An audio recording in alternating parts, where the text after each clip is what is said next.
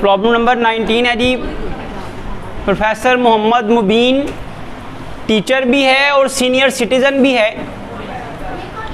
Taxable income और tax payable हमने find out करनी है। क्वेश्चन की शुरू वाली लाइन में ही सारा डेटा लिखा होता है, सीनियर सिटीज़न के हवाले से या टीचर होने के हवाले से, या वो किस जॉब में इन्वॉल्व है, किस ऑर्गेनाइजेशन में जॉब कर रहा है। तो फर्स्ट पैराग्राफ में लिखा हुआ था जी उसकी सैलरी है 9,50,000 फुली टैक्सेबल है, कन्वेंस अलाउंस फुली टैक्सेबल है, एंटरटेनमेंट अलाउंस फुली टैक्सेबल है। फर्स्ट पैराग्राफ में लिखा हुआ जी tax deducted at source 40,000 tax at source deduct हो चुका हुआ है, इसको मार्क कर लें, ये tax deducted at source 8th number step में आएगा। सेकंड पैराग्राफ है जी employer contribution to the recognised provident fund. तो जब भी प्रोविडेंट फंड आएगा तो उसकी टाइप के हवाले से आपने हेडिंग दे देनी है, recognise provident fund. Provident fund में 3 अमाउंट्स लिखनी है जी आपने, एक एम्प्लॉय कंट्रीब्यूशन,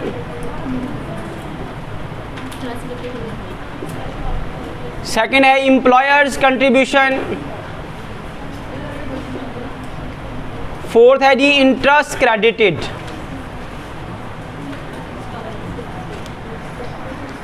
एम्प्लॉय कंट्रीब्यूशन है जी 95,000, एम्प्लॉयर कंट्रीब्यूशन 95,000, इंटरेस्ट क्रेडिटेड लिखा हुआ है 10%, क्या आपको 10% इंटरेस्ट मिल रहा है। इंटरेस्ट हमेशा एम्प्लॉय और एम्प्लॉयर कंट्रीब्यूशन पर मिलता है। एम्प्लॉय कंट्रीब्यूशन के बारे में हम लिखते हैं जी already included, employee contribution already included होता है। एम्प्लॉयर कंट्रीब्यूशन एग्जैम्प्ट है 10% of basic salary. Basic salary 9,50,000 है, उसका 10% लेंगे तो 95,000 ही आ जाएगा। 95,000 माइनस 95,000 जीरो आ जाएगा। इंटरेस्ट क्रेडिटेड वैसे ही 16% तक एग्जैम्प्ट है, एग्जैम्प्ट अप टू 16%, तो जाहिर सी बात है इसमें भी कुछ भी टैक्सेबल नहीं होगा। आपको सिर्फ 10% इंटरेस्ट मिल रहा है, जबकि 16% तक तो वैसे ही एग्जैम्प्ट है जी, तो इसका मतलब आपको कोई बेनिफिट एक्स्ट्रा नहीं हो रहा जो टैक्सेबल हो सके। नेक्स्ट पेज पर आ जाएं। तो थर्ड नंबर पॉइंट है जी he paid 40,000 as a premium to insure his own life. ये जो लाइफ इंश्योरेंस प्रीमियम उसने पे किया है, आपने पढ़ा है, इसके बदले में एवरेज रिलीफ मिलती है। 1 लाख रुपए की उसने इंश्योरेंस करवाई है अपनी लाइफ इंश्योरेंस, और 3,000 रुपये प्रीमियम के साथ उसने अपनी वाइफ की इंश्योरेंस करवाई है। तो वाइफ की इंश्योरेंस के बदले में आपको कोई रिलीफ नहीं मिलेगा। वाइफ की अगर टैक्स रिटर्न बनेगी तो उसको मिलेगा। आपने जो अपनी लाइफ इंश्योरेंस करवाई है इसके बदले में एवरेज रिलीफ हमने देना है, इसको मार्क कर लें। उसके बाद कभी आल्सो क्लेम्ड एग्जेम्पशन, वो एग्जेम्पशन मांग रहा है 50,000 रुपये की जो उसने डोनेशन दी है गवर्नमेंट एजुकेशनल इंस्टीट्यूशन को, तो इसके बदले में भी एवरेज रिलीफ मिलेगी।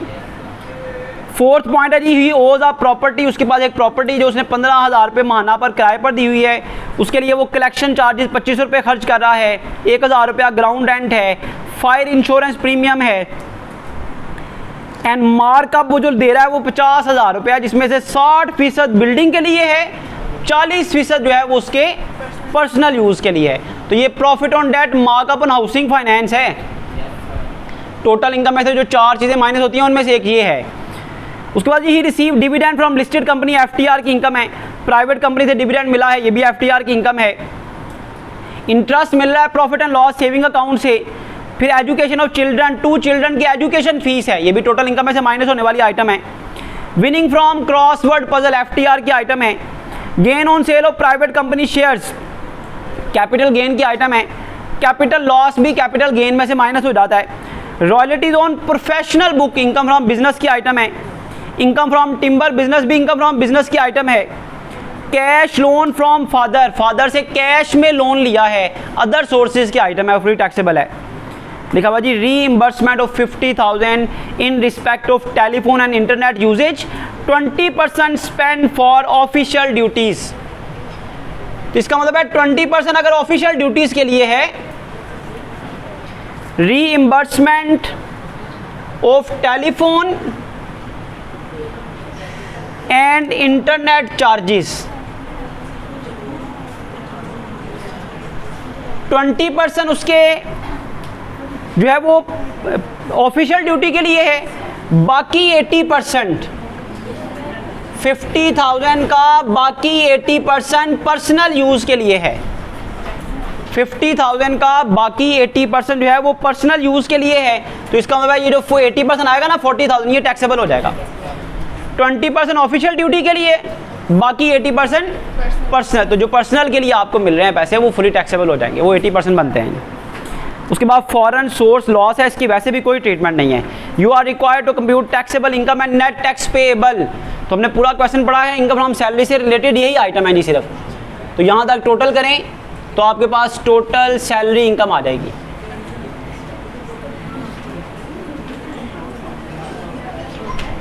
सैलरी इनकम का टोटल करें जी, उसके बाद इनकम फ्रॉम प्रॉपर्टी आएगी जी। सैलरी इनकम के बाद income from property,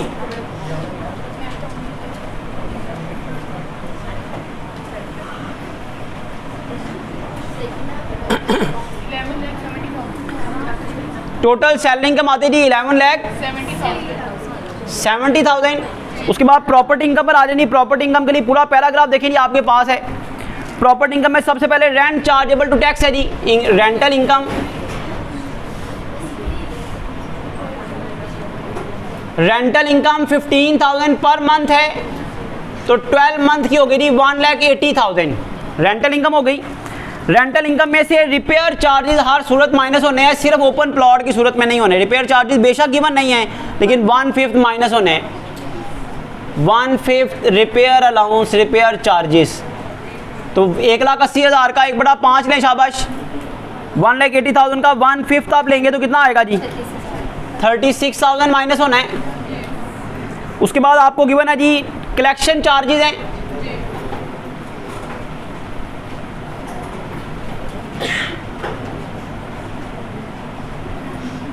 $2,500 collection charges minus होने हैं।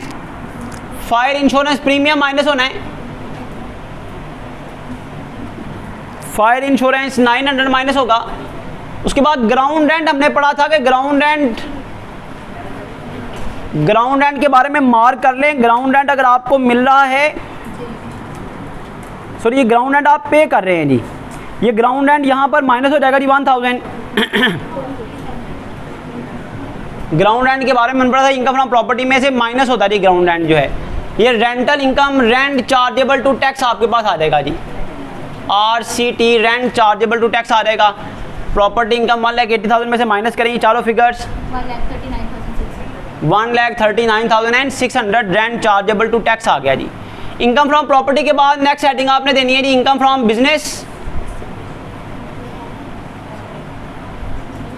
Income from business section 18।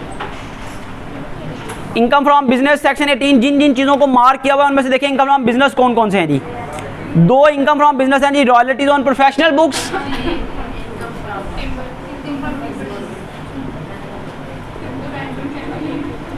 Royalties on professional books और income from timber business.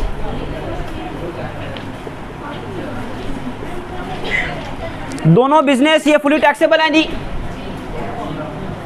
Royalties का बिजनेस भी फुली टैक्सेबल है, टिम्बर बिजनेस भी फुली टैक्सेबल है जी। इनकम फ्रॉम बिजनेस के बाद नेक्स्ट हेडिंग आपने देनी है जी कैपिटल गेन की।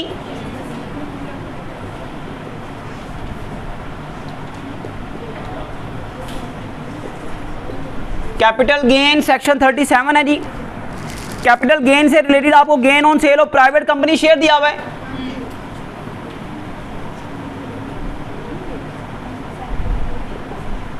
प्राइवेट कंपनी के शेयर्स को बेचकर गेन हुआ और holding period dispose of after 12 month लिखा हुआ है। डिस्पोज ऑफ आफ्टर 12 मंथ हो तो ये 25% एग्जाम्प्ट होता है। 80,000 है जी। अगर dispose of with in 12 month हो तो फुली टैक्सेबल है, आफ्टर 12 मंथ हो तो ये एग्जाम्प्ट है अप टू 25%। 80,000 का 25% लेंगे तो कितना आएगा जी 20,000। ये माइनस करना है। फिर इसी क्वेश्चन में उसके बिल्कुल साथ 8वीं आइटम कैपिटल लॉस गिवन है, तो पहले आपने 25% एग्जाम करना है, फिर कैपिटल लॉस माइनस होगा जी। कैपिटल लॉस कितना है जी 35,000, वो भी माइनस कर दें तो ये नेट गेन देखिए कितना आएगा 25 बचता है 25,000 आ गया जी। कैपिटल गेन कंप्लीट हो गया। कैपिटल गेन के बाद नेक्स्ट हेडिंग आपने देनी थी इनकम फ्रॉम अदर सोर्सेज की।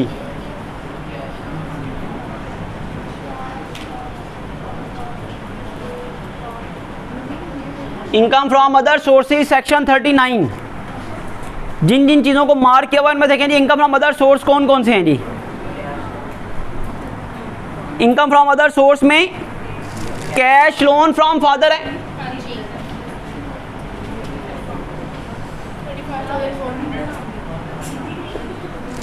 कैश में लोन लिया जाए चाहे जिस मर्जी रिलेशन में लिया जाए फुली टैक्सेबल है जी। कैश लोन फुली टैक्सेबल है जी 35,400। तो यहाँ तक आपके पास कैपिटल अदर सोर्सेज की आइटम है जी, और कोई अदर सोर्सेज की आइटम नहीं है। यहाँ तक आप टोटल करेंगे तो आपके पास टोटल इनकम आ जाएगी।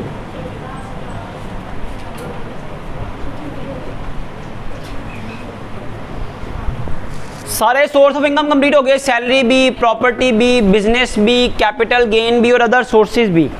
सारे सोर्स ऑफ इनकम कंप्लीट हो गए हैं जी। यहाँ तक टोटल करें, टोटल इनकम देखें कितनी आती है जी बेटा।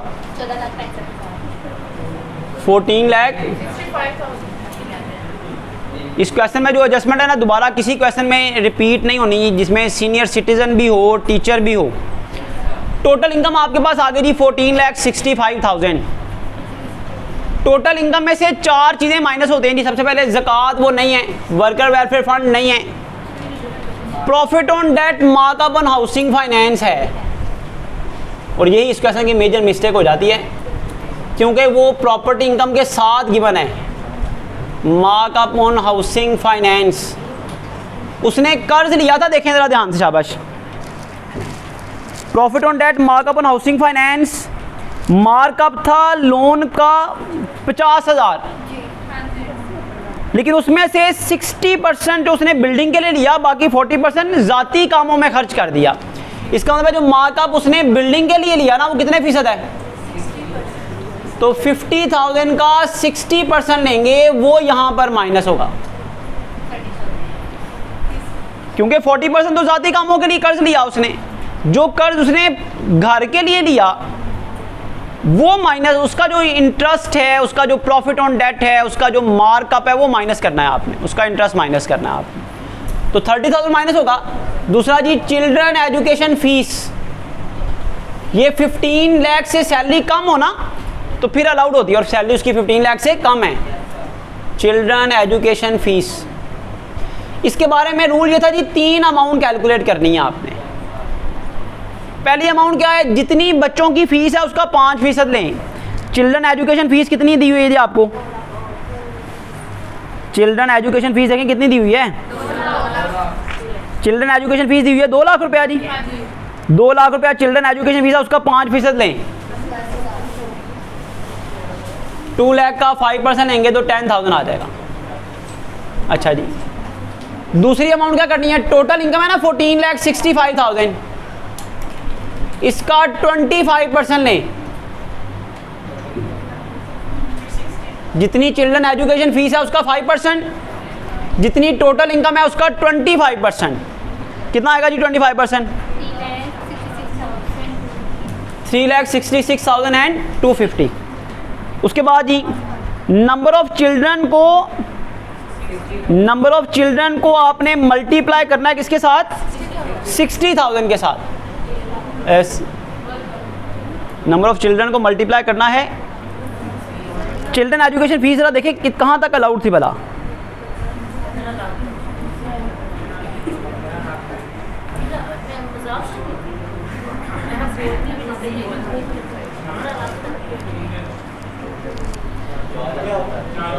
$15 लाख थे। अच्छा जी, ये कितना आ गया, नंबर ऑफ चिल्ड्रन 2 है नहीं, नंबर ऑफ चिल्ड्रन 2 है, इसको मल्टीप्लाई करना था किसके साथ, 60,000 के साथ, तो ये आ गया 1,20,000। बेटा इन तीनों में से जो कम वाली रकम है ना वो अलाउड है, तो इनमें से 10,000 कम है जी, वो माइनस करना है आपने।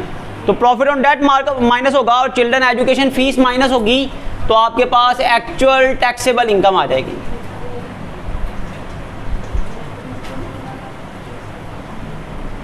$14,65,000 में से 40,000 माइनस करें तो आपके पास 14,25,000 आएगा। हमारे पास इस क्वेश्चन में शेयर फ्रॉम यूओपी नहीं है तो डबल लाइन लगा दें, क्योंकि इसके अलावा और कोई इनकम नहीं है, ये एक्चुअल टैक्सेबल इनकम है, इसी पर आपने टैक्स कैलकुलेट करना है। तो computation of actual tax payable, क्योंकि रेट पर्पज वाली इनकम नहीं है आपके पास, तो computation of actual tax payable 14,25,000 देखें जी किस स्लैब में आ रहा है, उसकी क्या रेंज है, उसके क्या टैक्स रेट है। 14,25,000 किस स्लैब में है जी, थर्ड स्लैब की क्या रेंज है।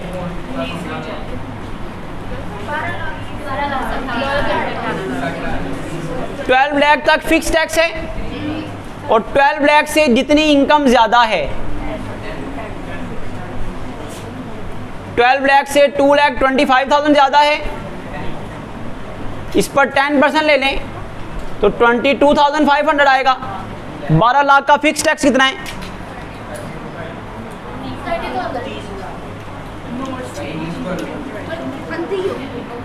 12 लाख का फिक्स टैक्स है जी 30,000। टोटल आपके पास एक्चुअल टैक्स पेएबल आ जाएगा जी,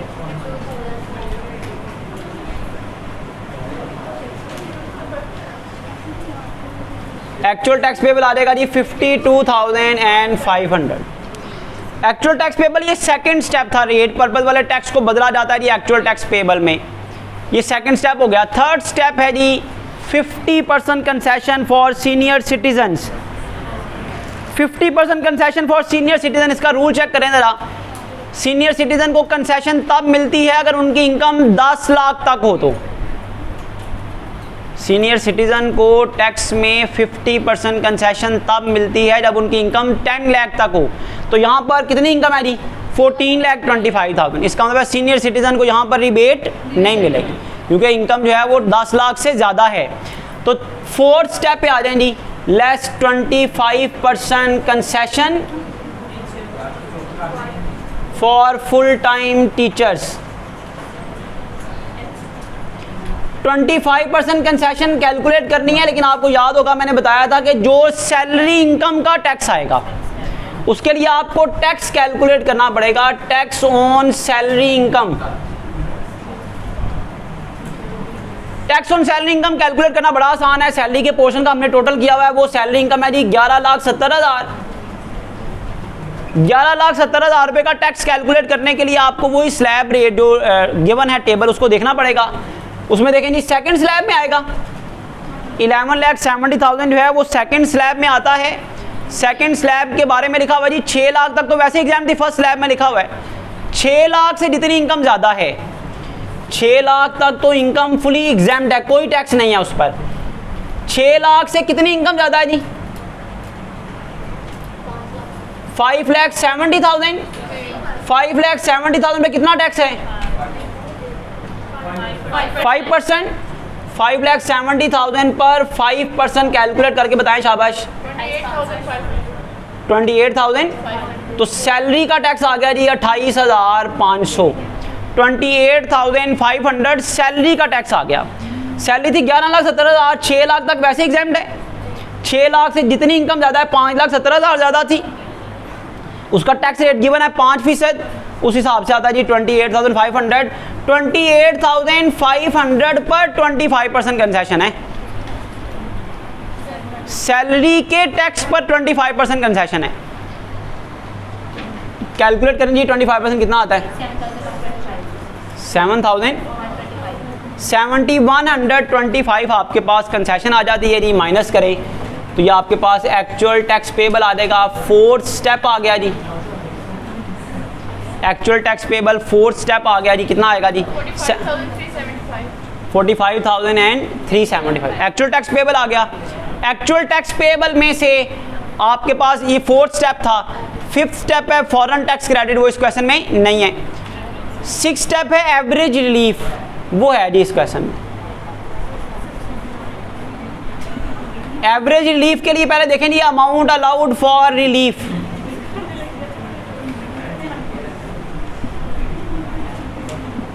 amount allowed for relief, relief किस अमाउंट पर देनी है जी, जिन जिनको आपने मार किया उनको देखें शाबाश, रिलीफ किस पे बनती है जी, देखें शाबाश। एक है insurance,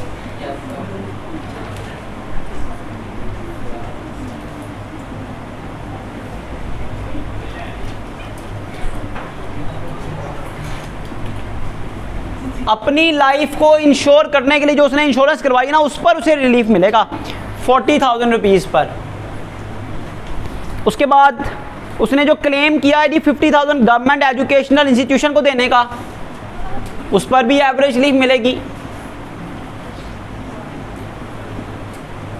donation to the government educational institution, उस पर 50,000 रुपीज़ उसने डोनेशन दी है, इस पर भी रिलीफ मिलेगी। टोटल 90,000 पर एवरेज रिलीफ मिलेगी। टोटल 90,000 पर एवरेज रिलीफ मिलेगी। एवरेज रिलीफ कैलकुलेट करने का तरीका ये है जी, रेट पर्पज़ वाले टैक्स को रेट पर्पज़ वाली इनकम पर डिवाइड करें। अब रेट पर्पज़ वाला टैक्स यहाँ पर नहीं है ना, रेट पर्पज़ वाली इनकम है, तो फिर तरीका मैंने बताया था, पिछले स्टेप का टैक्स ले लें।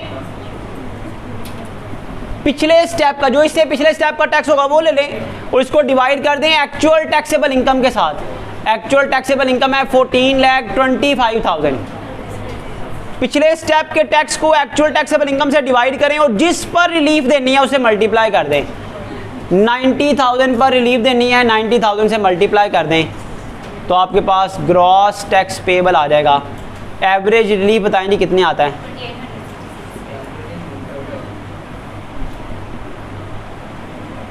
जी बेटा 2856 माइनस कर दें तो ग्रॉस टैक्स पेबल आपके पास है।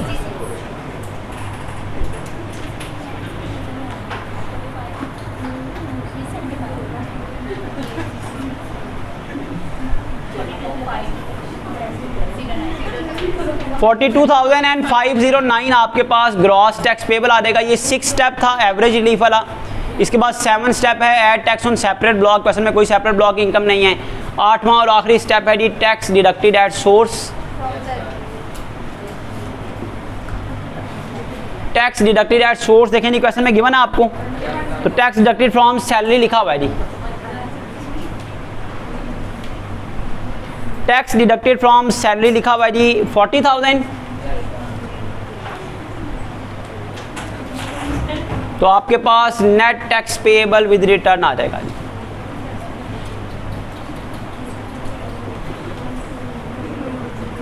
$2,509 ये net tax payable with return आ जाएगा जी। यहाँ पर आपका पहला हिस्सा कंप्लीट हो गया। दूसरा एफटीआर का है, मैं सिर्फ एफटीआर के बारे में ब्रीफ कर देता हूँ, आपको पता ही है। Dividend from listed company FTR में आना, उस पर 15% टैक्स है। डिविडेंड फ्रॉम प्राइवेट कंपनी पर भी 15% टैक्स है। Interest from profit and loss saving account, profit and loss saving account, उस पर 10% टैक्स है। इनकम फ्रॉम क्रॉसवर्ड पजल, उस पर 15% टैक्स है जी। 2, 3 और 20 को छोड़कर अब आपने 25 तक कंप्लीट करने हैं जी। 2, 3 और 20 को छोड़कर आपने क्वेश्चन नंबर 25 तक अब कंप्लीट करने हैं। जितना कुछ मैंने बताना था मैक्सिमम आपको बता दिया है।